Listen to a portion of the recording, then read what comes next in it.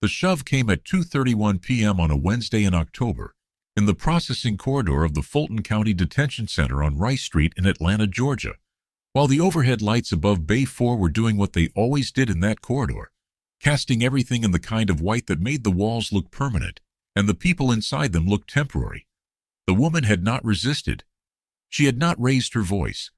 She had not done anything except ask quietly whether she could call someone before she was processed, because she had a daughter in aftercare at Parkside Elementary who needed to be picked up by 4 p.m.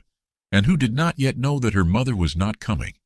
She had asked this question in a tone that contained no demand and no accusation, only the specific pressed-down urgency of a woman who had been keeping a great many things together for a long time, and who needed the one small piece of information that would tell her whether today was going to be the day they came apart.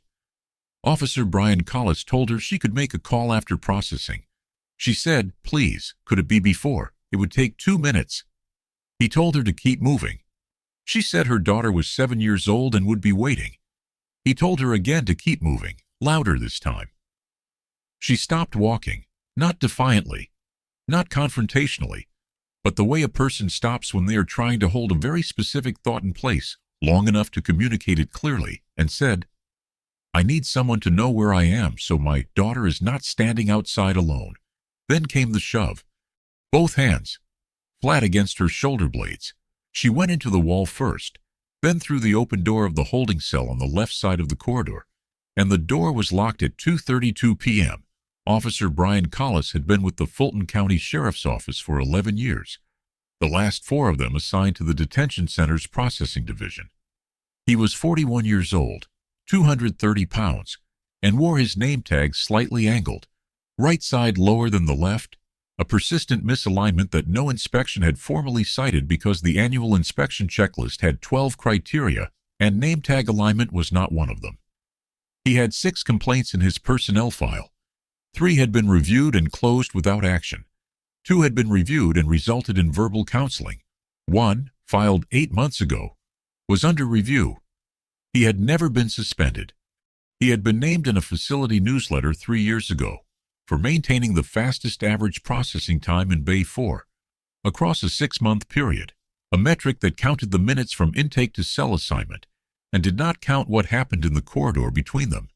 The processing corridor of Bay 4 was 63 feet long, 9 feet wide, and lit by 6 fluorescent panels that had been installed during a renovation in 2016, and that the facility's maintenance team described in their last quarterly report as functioning within acceptable parameters, by which they meant they had not burned out, which was the only parameter the quarterly report measured. The walls were painted a shade of cream that had been the correct shade of cream in 2016, and was now something slightly different, not gray, not yellow, not quite either, that happened when institutional paint ages without being replaced. There were no windows. The only sound in the corridor at 2:31 p.m. was the low mechanical breath of the ventilation system and the soft scuff of shoes on the sealed concrete floor. It was the kind of place designed to make time feel different from how it felt on the other side of the door, which is to say, slower and more total, and very difficult to appeal to anyone outside of it. Constance had understood this from the moment she came through the intake door. She was a records clerk of 7 years and a paralegal certification graduate of 1 year, and she had read enough case files in both capacities to know what happened in these corridors, and what the procedure was supposed to look like, and significantly, what it looked like when it was not following the procedure. She had noted the time, 2:27 p.m., at the intake desk, because noting times was something her body did automatically now, the way it had been trained to do across 4 site visits and 3 years of documentation work. She had noted the name on Officer Collis's tag. She had noted the angle. What she had not yet noted, because she had not had the chance, was the number on the cell door as it closed. She noted it as the lock clicked, Bay 4, Cell 7. She filed it in the part of her mind that kept records the way other people kept breathing, continuously, without requiring a decision to do so. She sat down on the metal bench that ran along the left wall of Cell 7. The bench was cold through her trousers. The cell was 8 feet by 10 feet. The overhead light was on. There was no window. There was a toilet and a small sink, both stainless steel, and a drain in the floor that smelled faintly of disinfectant, and something beneath the disinfectant that the disinfectant was trying to cover. She put her hands in her lap. She looked at the wall across from her, which was the same cream that had become something else as the corridor, and she thought about Amara. Not about the situation, not about what the situation meant for the report, or the engagement, or the 11 days she no longer had access to. She thought about Amara standing outside Parkside Elementary at 4 p.m., with her backpack on and her water bottle in one hand, and her small face and the expression it made when she was trying not to look like she was worried, which was a very specific expression that Constance knew by heart, because Amara had been practicing it since she was 4 years old, and had not yet fully mastered the part where the eyes stayed still. She thought about that expression, and she set it aside with the specific, practiced discipline of a woman who had been managing the distance between what she felt and what she needed to do for 7 years. And she reached into her blazer's inside pocket and found the notebook.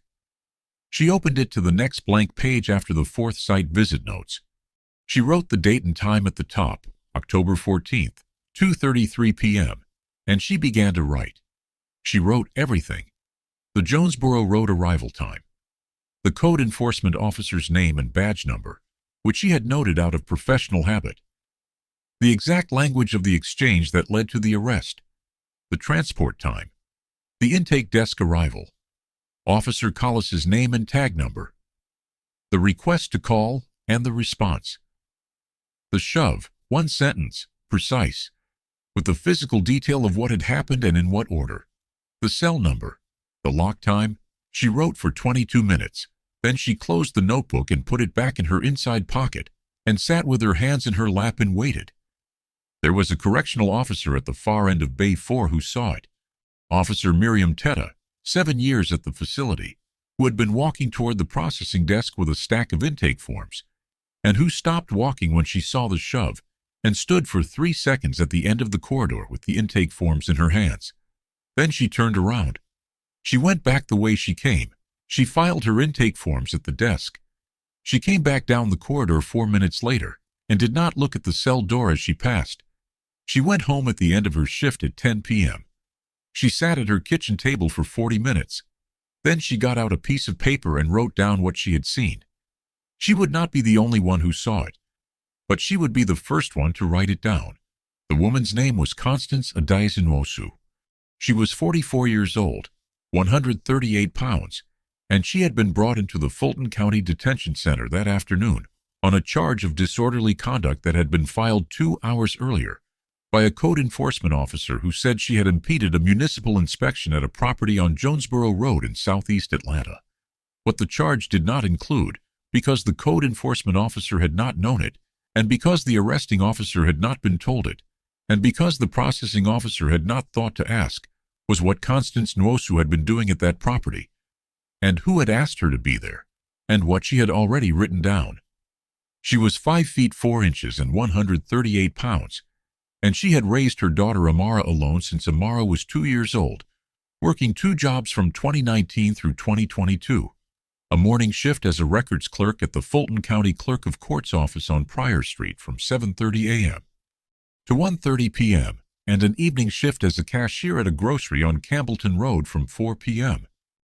to 9 p.m. until the records clerk position was made full-time, and she gave up the evening shift and used the extra 2.5 hours an evening to do 2 things: be present when Amara came home from school and study. She had enrolled in the paralegal certificate program at Atlanta Metropolitan State College in January of 2022. She graduated in August of 2023 with a 3.9 GPA and a specific area of expertise that her instructor, a retired administrative law judge named Professor Willa Mensa, had identified in the first semester and quietly cultivated across the following 2 years: a near-total recall for procedural documentation and an ability to reconstruct the chain of events in a complex institutional matter from partial records alone. Professor Mensa had called her 9 months after graduation about a contract position, not a paralegal position, a witness position, or more precisely, a material witness and documentation specialist position on a short-term contract with the Georgia Inspector General's office. The engagement was sealed.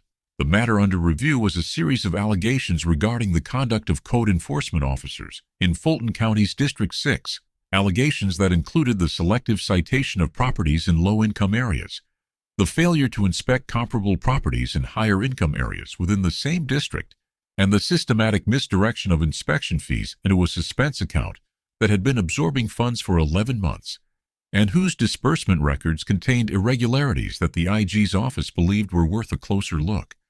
Constance's role was specific. She was to attend 4 site visits, each at a different property under review, observe the inspection process, and record what she observed with the same precision and completeness she had demonstrated in Professor Mensa's documentation class. She had a badge. She had a contact at the IG's office. She had a sealed letter of authority that she kept in a flat zippered compartment inside the cloth tote bag she carried everywhere. The same bag she had used to carry her coursework to class for 3 years, gray with a fraying handle on the left side that she had been meaning to repair. She had been at the Jonesboro Road property for the 4th and final site visit when the code enforcement officer arrived, looked at her and decided, for reasons the subsequent investigation would characterize as inconsistent with documented procedure, that her presence at the property constituted an impediment to the municipal inspection.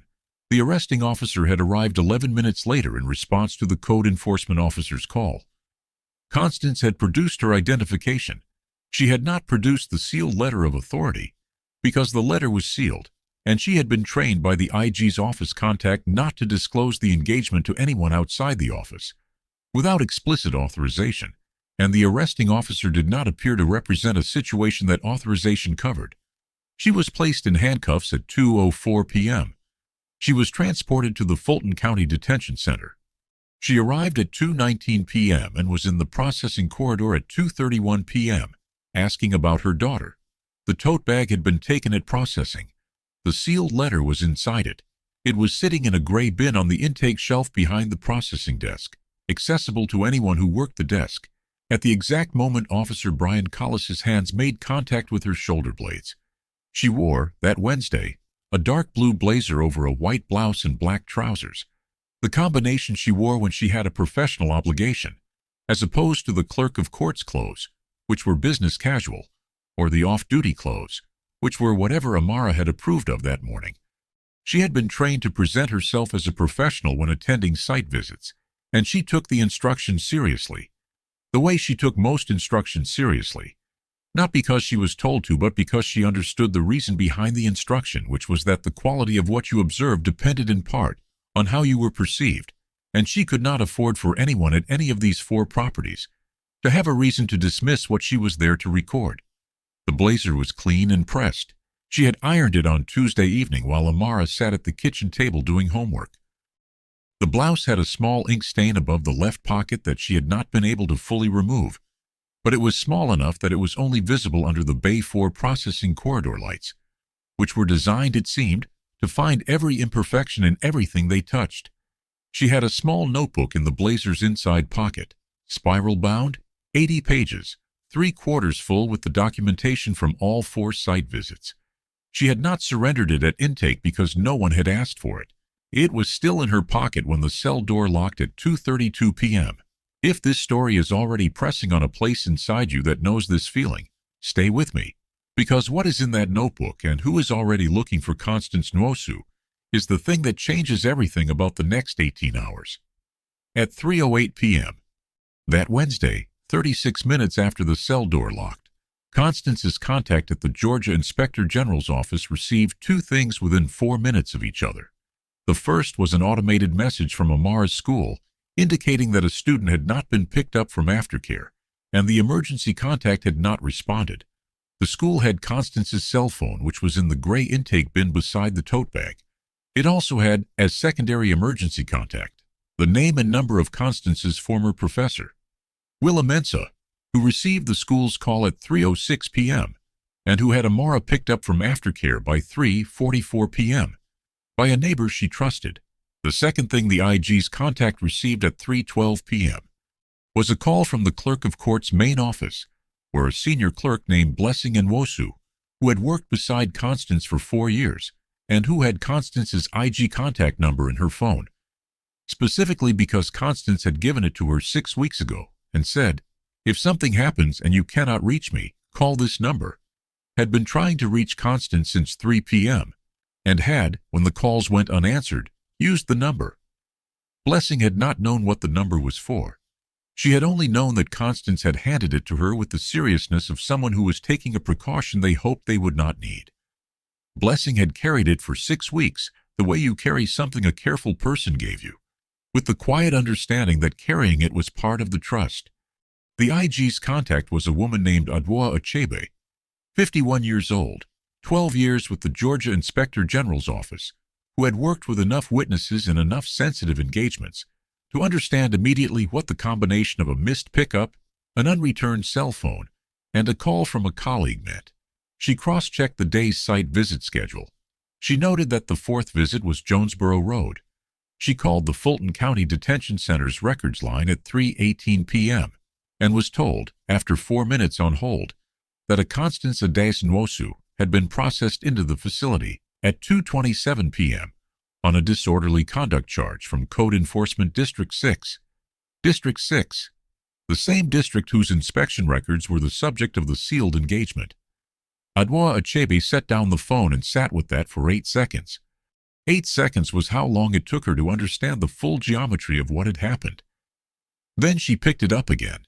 She called the Georgia Inspector General, not his office, his direct cell phone, which she had been authorized to use in exactly this category of situation, at 3:23 p.m.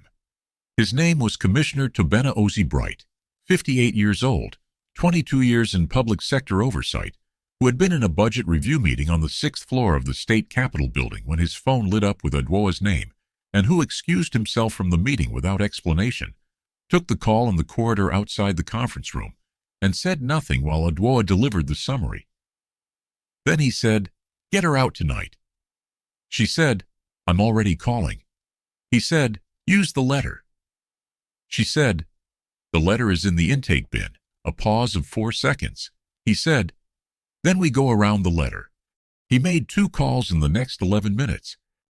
The first was to the Fulton County Sheriff's Office Chief of Staff, who was on his contact list because Commissioner Bright had been in public sector oversight for 22 years and maintained, as a professional discipline, the contact information of every relevant institutional figure in the state of Georgia, at the level directly below the person with the authority to create a problem, and directly above the person with the authority to solve one.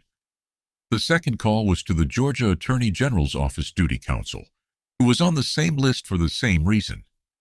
Constance Nwosu walked out of the Fulton County Detention Center at 6:47 p.m. She had been inside for 4 hours and 28 minutes.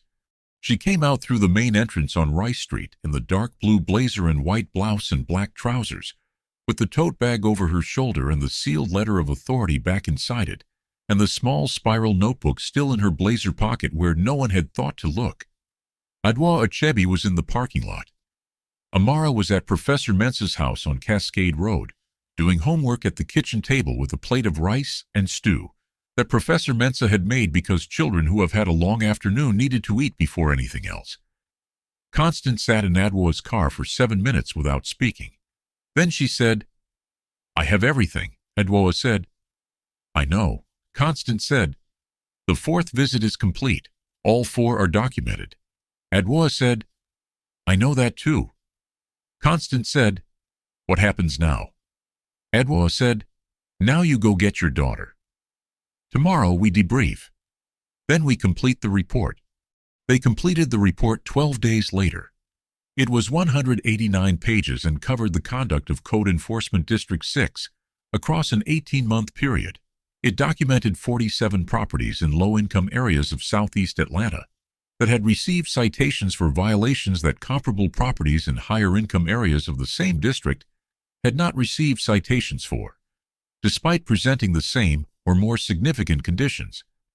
It documented the suspense account, $318,000 in misdirected inspection fees, 11 months of accumulation, disbursements traceable to 3 separate individuals within the district's administrative structure, and it documented in a section that ran 11 pages the events of October 14th at the Jonesboro Road property, the code enforcement officer's actions, the arrest, the processing, and sourced specifically to Officer Miriam Tetta's written account, which she had submitted to the facility's Internal Affairs Office the morning after the incident after 40 minutes at her kitchen table, and a decision that those 40 minutes finally made.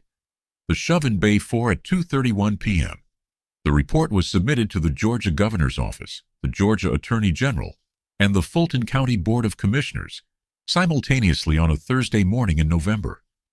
The code enforcement officer who had filed the disorderly conduct charge resigned before the end of that Thursday.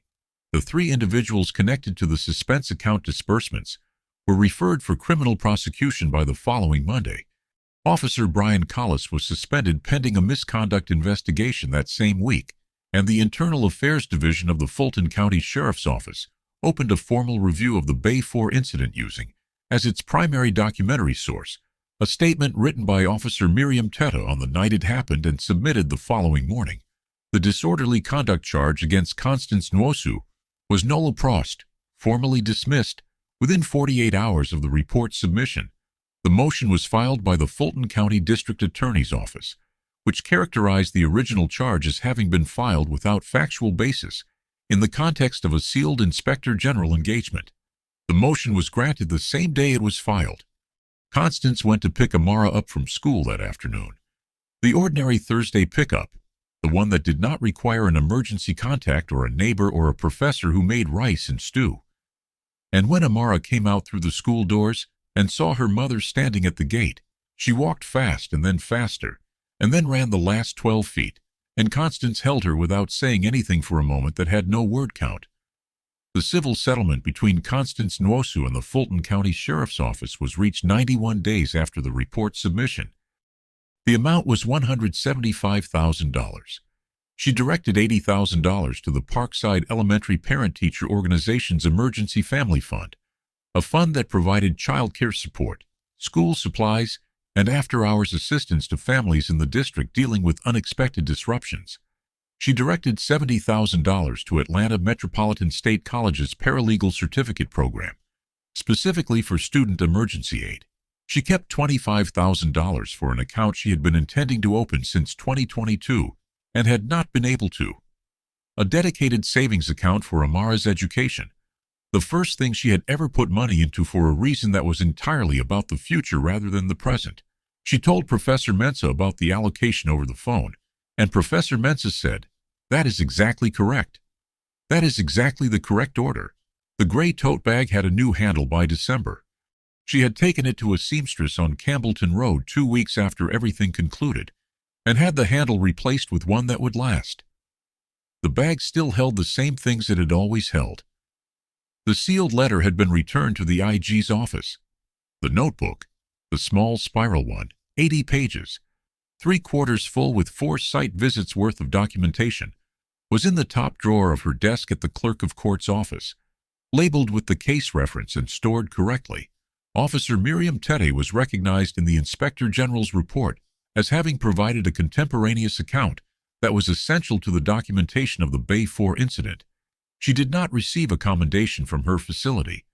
She received something she valued more: a letter from Commissioner Tabena Osei Bright on Georgia Inspector General stationery that said, in 3 paragraphs, that the quality of a public institution was determined by whether the people inside it, when faced with a choice between writing it down and looking away, chose to write it down.